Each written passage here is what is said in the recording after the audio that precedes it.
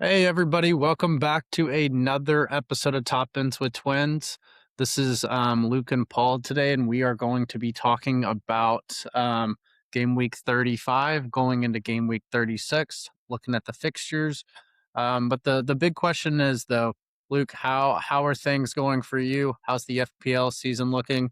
And are you ready for the season to be over, or are you ready to make a strong push to end it? Great question, Paul. And hi, everyone. It's exciting to be here with you all for another episode of Top Bins with Twins. As far as how I'm feeling with my FPL season, I've been feeling this probably since December or so. I'm ready for the next season. I feel like this has been a really Since difficult December? FPL year. Yeah, That's no, bad, Luke. That's really that's bad. going back, cast your minds back. That's going back to the stretch where Phil Foden was on absolute tear. Oh yeah, And I was deciding between Doku and Foden. I chose Doku, who was playing more minutes at that point, in better form, and then Foden ended up, I think, gaining in that one transfer. I lost out on 50 points, I think, yeah. alone. So Which would have you in contention in our mini league at this point. with that in mind, I've been kind of checked out's not the right word, but I think frustrated is the more pertinent way to say it, right? Because Yeah. I just feel like this season has not gone my way. And Mm. it's been a difficult season, right? With the addition of DEF CON, that's changed how all of us have to think about FPL. Yeah. And I think, that we've seen across the Premier League, results are really difficult to predict to start out with. It's become a little bit easier over the last couple of weeks because we feel like we have a better idea of teams that are playing for something, and then teams that, kind of they don't have as much to play for this as at this point. But, I say that, and then we have Newcastle beat Brighton 3-1 last weekend. So, um, all in all, to answer your question, Paul, I think I'm ready for the next FPL season to start. I know once we get into that first weekend, after the Premier League's over, I'm gonna start twitching a little bit, start start thinking about what player prices might look like for next season, but really just gonna try to enjoy the break and get ready for next season is kind of where I'm at. But Mhm. and then also try to finish with 3 more green arrows as we go into the final game weeks. As opposed, as far as how I'm going to achieve that, we'll figure out in this podcast. But Let's hope um, so. if you all are here and you're listening, be sure to subscribe, potentially throw in a like there. That would be really appreciated. And yeah, so over to you, Paul. How are you feeling about FPL right now? I'm feeling pretty good. I mean, I think I'm currently sitting, I think around 30K in the world. Just I think this is going to be my lowest rank that I've had so far this season. So things are going pretty well. Let's see. I'm pulling it up right now. Yeah, so I'm sitting around 30,000 in the world. So feeling really good Okay. about that. As long as I finish out the season well over the next 3 game weeks, should end up probably being my best season of all time as an FPL manager. So I have to be more than happy By with it. I far, think I yeah, mean, this is your top 100, your first 100 top 100K finish, correct? yeah. I believe so. Yeah, Which yeah, and hey, you've had a it great hasn't season. happened yet. Like let's not get too far ahead True. of ourselves. Yeah, yeah. But extremely happy with how the season's played out. I know there's a lot of luck that goes into that, but it does feel validating to put so much time in, especially with us having a podcast on this very topic. All the hours of research, time we put in, all those things. So it feels good to have that, but for sure not letting my foot off the gas pedal. I'd love to get top 25 or top 20K in the world. I mean, if you could break in the top 10K, that would be quite the feat, right? Yeah. That's one of those that goes in the Twitter bio, you know. Yeah. Um, Yeah. so yeah, here's the thing: if you get the top 10K, if Arsenal win the league, and if Arsenal win the Champions League, So I think I'll need some distance for a couple of days. why would you Um, need distance for the Arsenal stuff though? Like it makes no sense. You're not no, you're no, no. not you're not It an would be active. fan? it would be the ego. It would be the ego that I'd be Oh, worried come about. on. Come That's on. what I'd be I'm very not happy for you. 21 and intolerable anymore. No, no, just intolerable. Okay. Okay, well, okay, now everybody, Uh, what we're gonna do is we're gonna have Luke share his overall rank.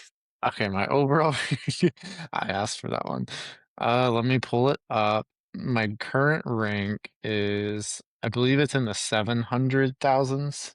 Um, It's below 1,000,000. That's great.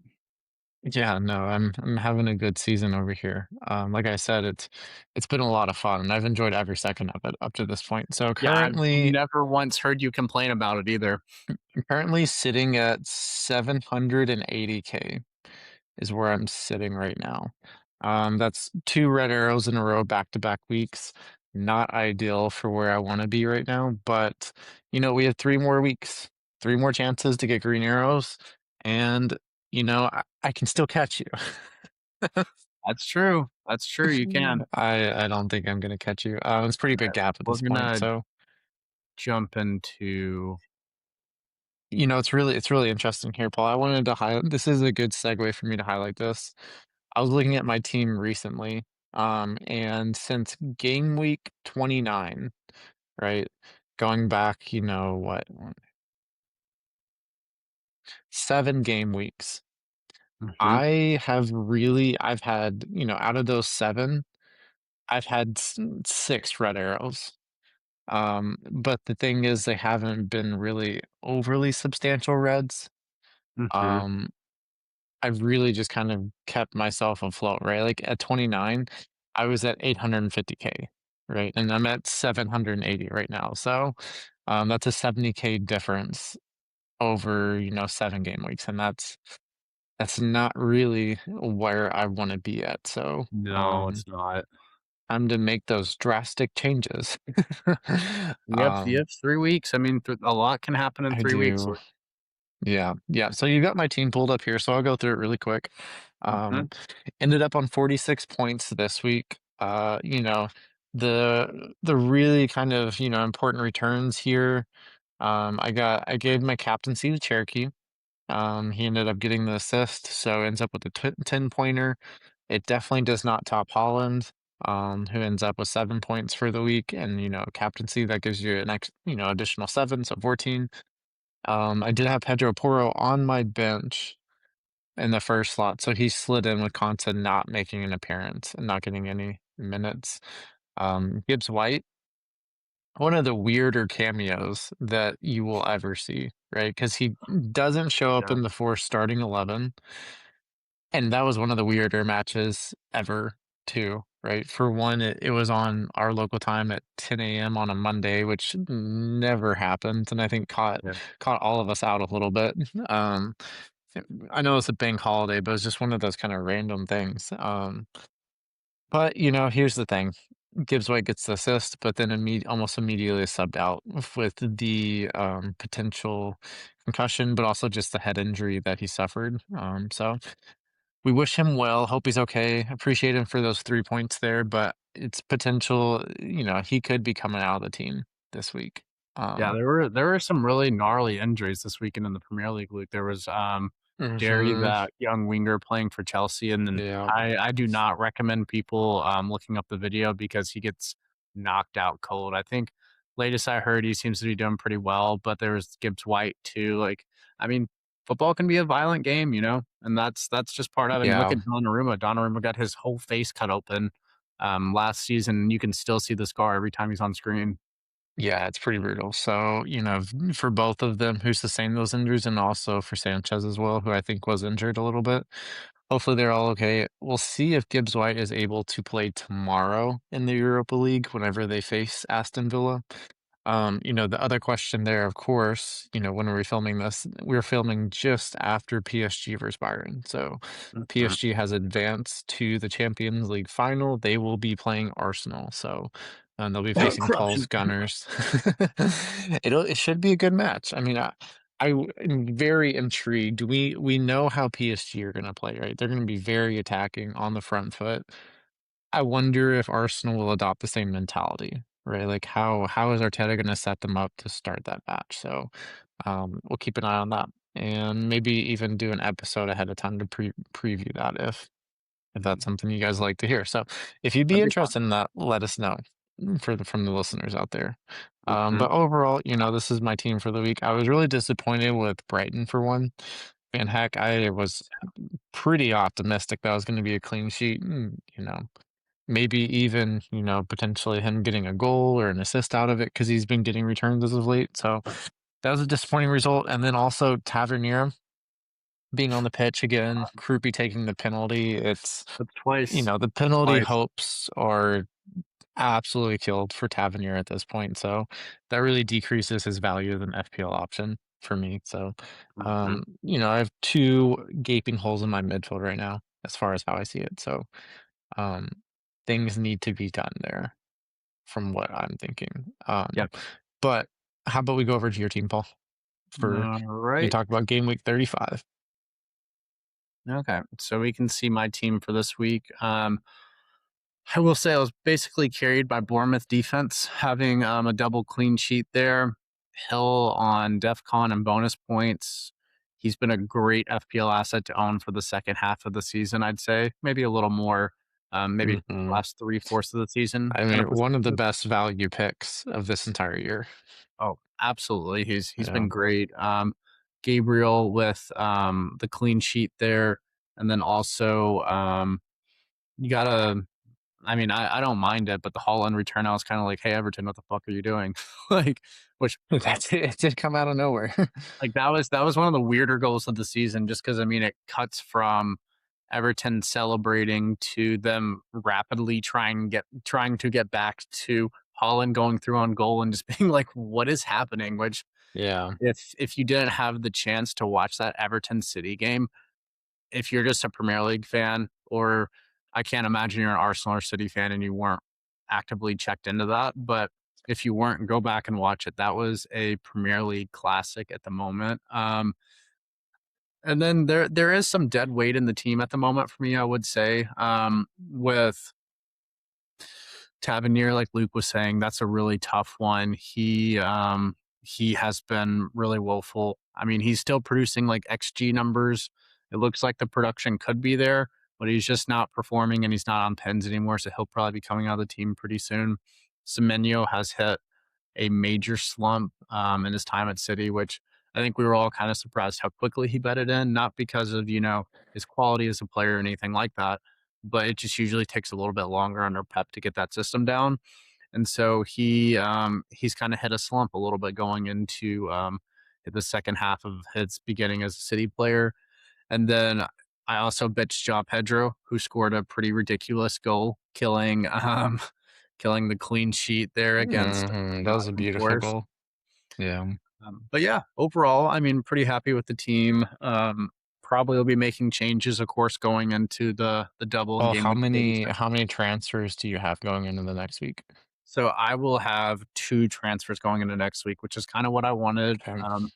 Gives me flexibility to get some Palace into the team, or maybe go other ways to kind of maybe duck that double a little bit because I don't know how much I see that being a massive double return for some players because it's hard to pick Palace options, which we can dive into that later, Luke. But Hmm. yeah, ready, excited for the double game week, but just need to, like we were talking earlier, keep the good momentum going forward. Oh, sorry, I Yeah. just had something fall on my desk. Oh, you're good. You're good. I hear you there. I think that's one of the narratives that's really become more prominent in the FPL community over the last week or so, especially the last couple of days. I think everyone is going sour on the Palace assets, right? Like it feels like the narrative is, oh, maybe you can go with some defenders because it feels like their minutes might be a little safer. But it really feels like a lot of people are looking at this saying, we're not sure if we want to go there. So this is also missing a fixture, though. I didn't include it, so that's my bad. No, that's okay, So Luke. we also have the Man City and Crystal Palace fixture that's included in this as well. So that should slide into Wednesday, I believe. I'll check and make sure. But just a heads up for anyone looking at that infographic at this point. So Yeah, yeah, um, that will be a really big double. It's something that, we want to keep our eyes on. Um, so Paul, let's have a quick city look at things. Okay, so for anyone who maybe doesn't have triple city, what do you think are the best three city assets to have for this double? Um, I would say first off, if it really is dependent on where your rank is, what your ambition is for the rest of the season. If like we kind of talked about last week with the sword versus shield mentality, it depends on how you want to play.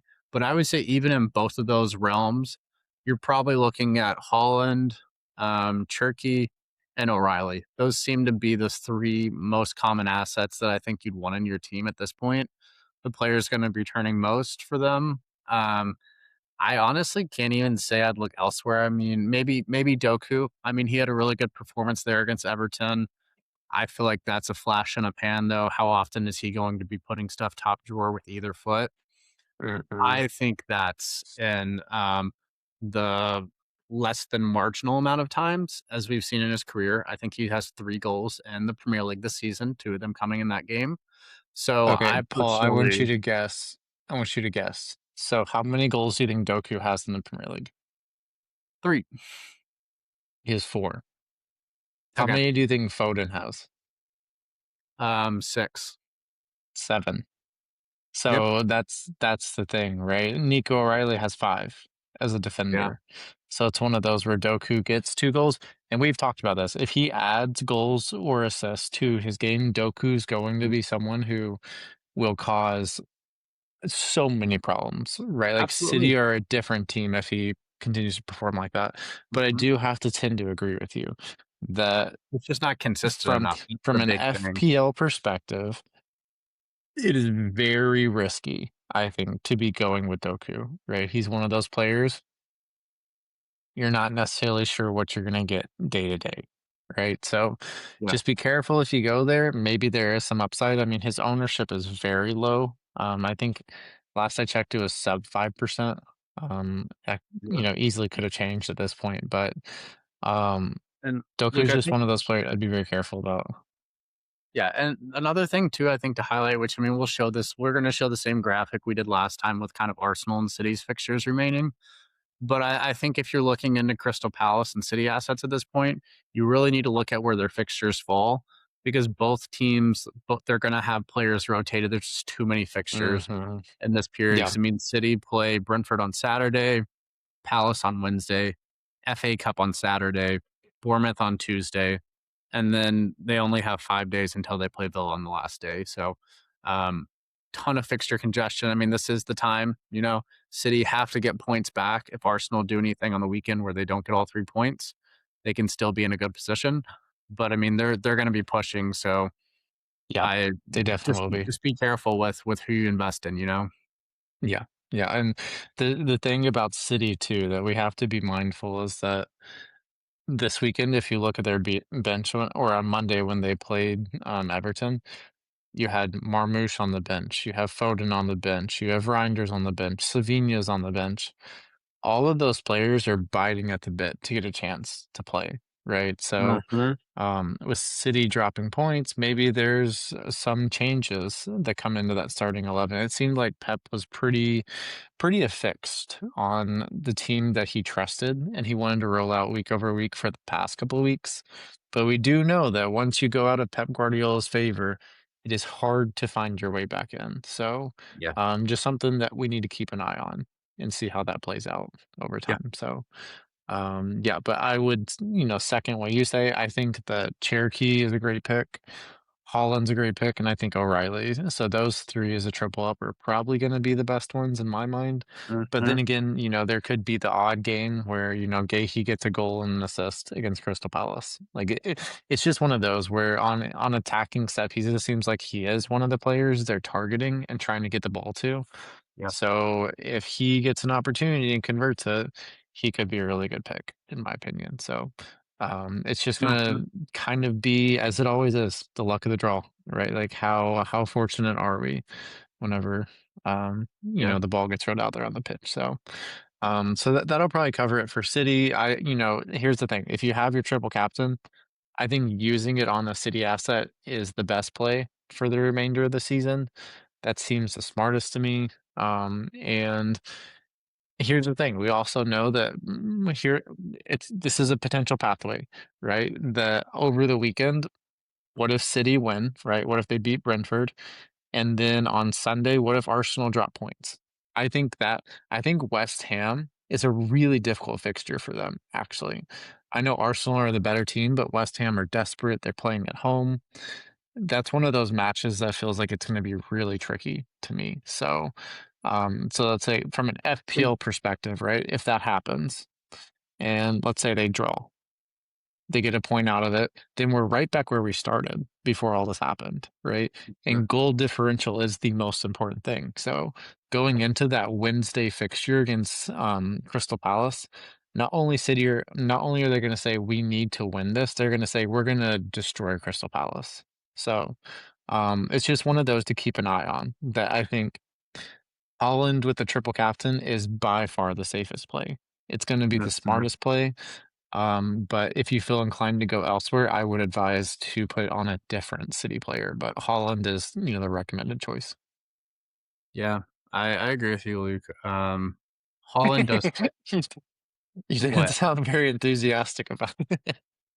I just can't get enthusiastic about City right now. I mean, I'm doing Fair the best enough. to not wear my Arsenal hat right now, and I just can't help it. Yeah.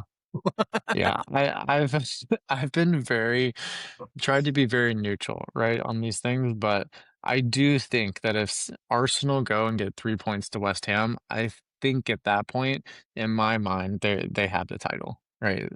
I know there's other twists and tells that could happen over the course of the remainder of those two games, but in my mind, I think they have it. If they West Ham seems like the trickiest one left to me. Yeah, there's a lot going into that, but if so, Luke, let me ask you a question.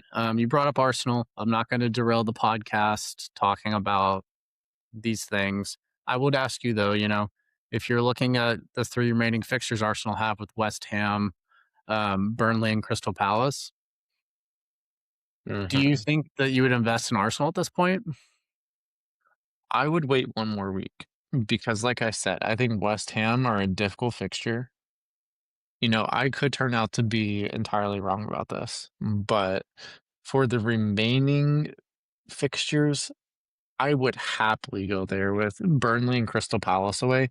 Like, Arsenal have so much to play for, and it seems like Sure. Yeah. Arteta's of this mindset that we're gonna score goals, and he wants them out there playing with a passion, with the mindset of we're gonna win by scoring goals, strictly not by just scoring a goal and then defending from that point, right? It feels like that mentality has shifted a little bit. So, I think the attackers are once again an option. Gyökeres looks good. I don't know if Havertz is going to be in any shape anytime in the near future to be Yeah. starting. To me, it almost feels like they're going to say, okay, let's work and focus on getting him healthy for the Champions League final. In my Yeah. mind, that's what makes the most sense, right? Because Gyökeres, Burnley, he could have 5 goals because he loves playing teams like that, right? Yeah. And he's been playing really well lately. So Mhm. I would say I would hold off on investing until after this game week, and then I would say go for it, right? Yeah. Aim for a triple up at that point. So, Yeah. I will bring up um, though yeah, in this same fixture last year, this was the game where Arsenal scored 5 goals in the first half. Very different circumstances earlier in the season, but I don't know, Arsenal does like playing at the London Stadium, so they do. Yeah, they do. we'll just see. Yeah. We'll see how it goes. But other fixtures to highlight, Luke, this week. Obviously, Crystal Palace's double, I think, is important to notate here. So this week they'll play. For context, they play Shakhtar on Thursday in the second leg of their Conference League tie. Which will They're be at currently home, so it'll be at Yes, they'll be Selhurst at home. Park. They'll be at Yeah. Selhurst Park, so they won't have to travel after that. And then they're up 3-1. Hopefully they do advance. We want to see them go as far as they can. And hopefully, lock in for Europa League next season. That would be awesome for Palace. Big fans of them on this podcast. So any Crystal Palace fans out there, we support you. They play Everton on Sunday, Man City on Wednesday. Does any of that entice you, Luke? And I know we talked about rotation earlier. Would you? I mean, you have Sar in your team right now. Would you want more? Do you? You only have Sar at the moment, right? No, see, I actually have Henderson too. So Oh, I okay, yeah, have, and that was part of my wild card in 32. So I've kind of taken some lumps from having Henderson and Sar in my team yeah. because Sar has been so in and out of the starting lineup lately that it's been detrimental to my team. Yeah. But this is the week. This is the week where I get it back, right? Hopefully. So both Sar and Henderson will be starting. With Sar, I would expect maybe 150 minutes, maybe 120, right? Mhm. Over those two fixtures. And that's not ideal, but I'm not going to transfer out a player who's going into a double game week. That's just not going to happen at this point. Yeah. So, No. Yeah, um I agree. it kind of puts me in a good place where I don't really have to worry about the double anymore, right? Because I have my 3 city assets. I have Cherokee Holland and Nico O'Reilly, and then I have Henderson and ISR. So if I make a transfer this week, it's probably gonna be to target either a team fighting in the relegation battle because I know they have something to play for, or it's gonna be for an Arsenal player is where I'm kind of at right Yeah, now. So, yeah. No, yeah. I think that's good, Luke. How about you? Like, where are your transfer plans sitting at, Paul? I think I probably want to bring in maybe one Crystal Palace asset, and then Okay. I have ideas for other things, but I'm not gonna say at the moment.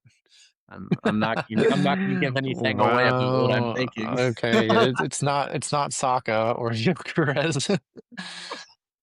No, no, it would never be. Yeah, No, no, no. no, but I I wouldn't do like it. I like it. Ride with your gunners. That's the way it should be. I respect it. Um, so I think that's a good choice if you go there. that. Yeah. I just think I'm, it might I'm be a little premature for me because I think there's a little more upside elsewhere. And would you, for the sake of the podcast, I can go into one of the picks that I'm really debating right now if you want me to, if you'd I be think I think interested. the people would love it, Luke. I'm just seeing something that I don't know if I like. Okay, so I'll leave this to the people out there because I did not realize this. I think it's probably just cramp, but I haven't seen anything. I was thinking about Richarlison. Um, You re said that yesterday. Good God. relegation Richie, man. It's it's one of Oh, those. look, he just ran by my apartment shirtless. That's crazy. Well, I hope he got a yellow card. He He deserved would. it. But okay, so think about this. So we know Tottenham have so much left to play for, right? Like they are fighting for their Premier League lives at this point.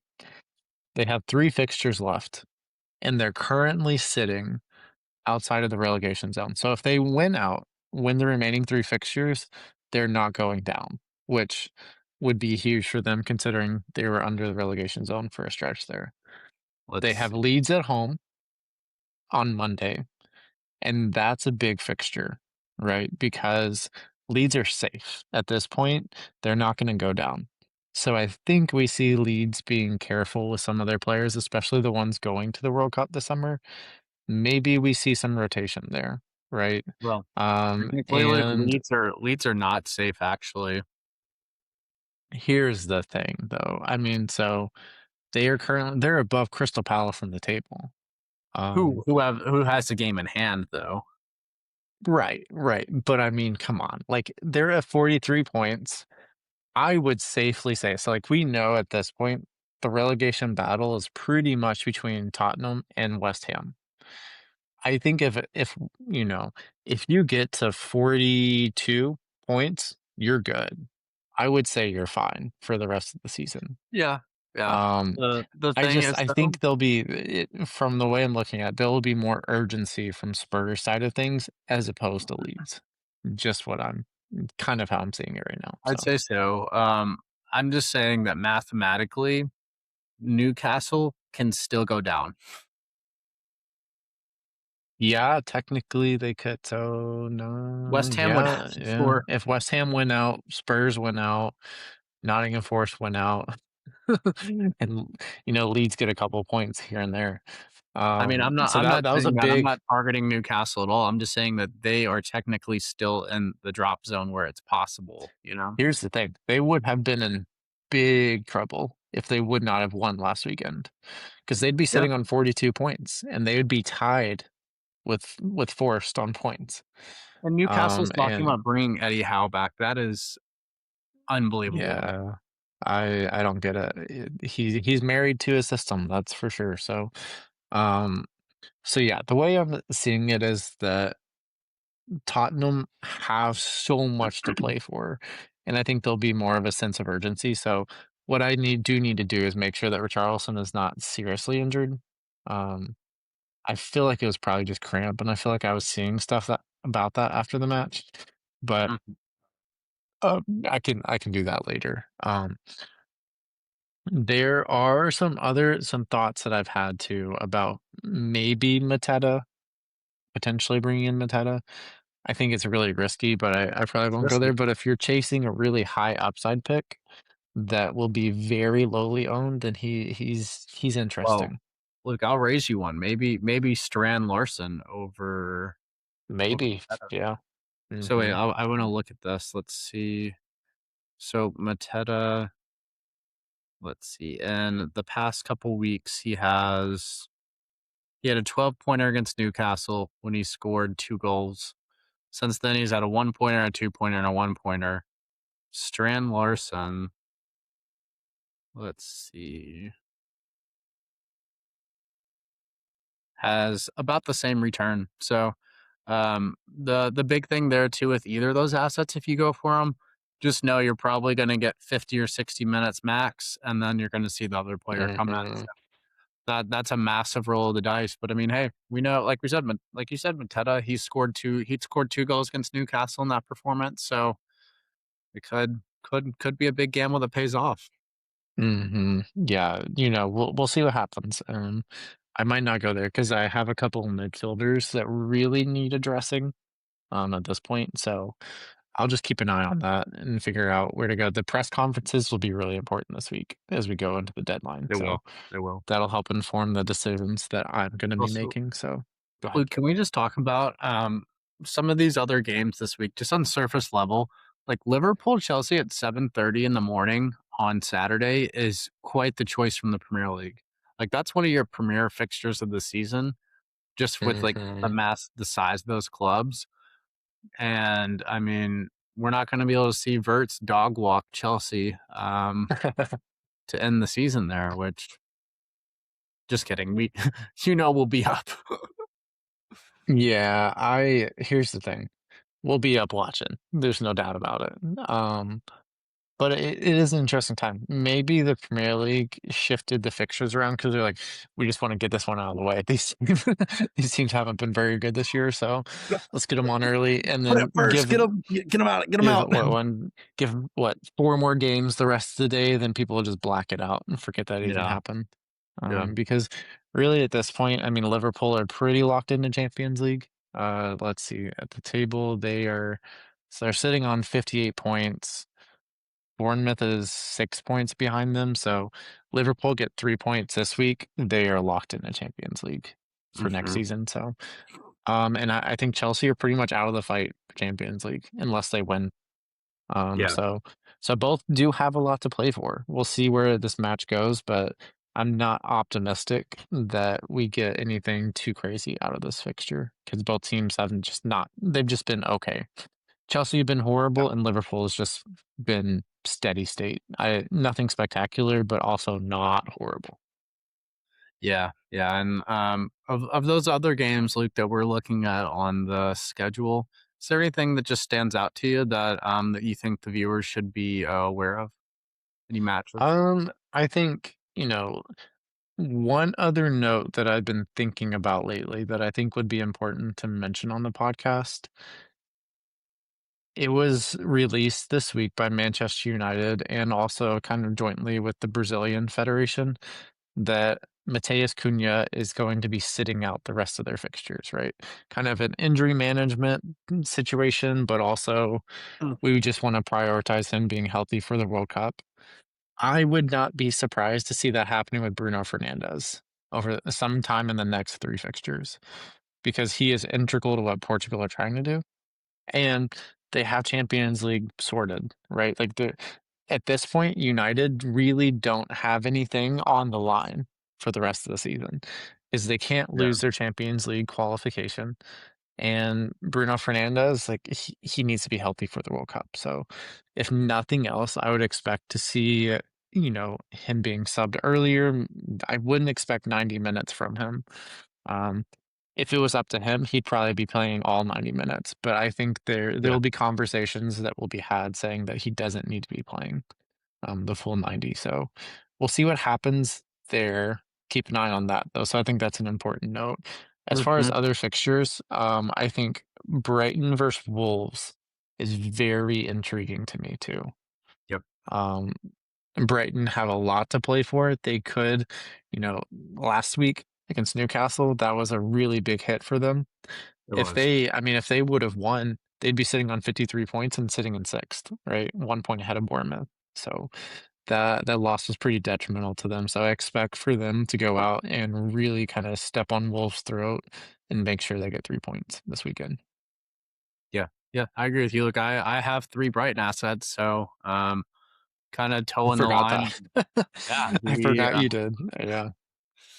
yeah, that did it's interesting though because they've performed well, but I have Matoma and then Van Heck, then also Verbruggen. So, Hmm. I don't think I'll start all 3. Yeah. It just is kinda dependent on the transfers I make and how I wanna play the next couple weeks. But Right. Right. I really wish on if I'm being honest with people, I love Danny Welbeck for this weekend. As long as there's no injury concerns. Let's see, how much did he play last week?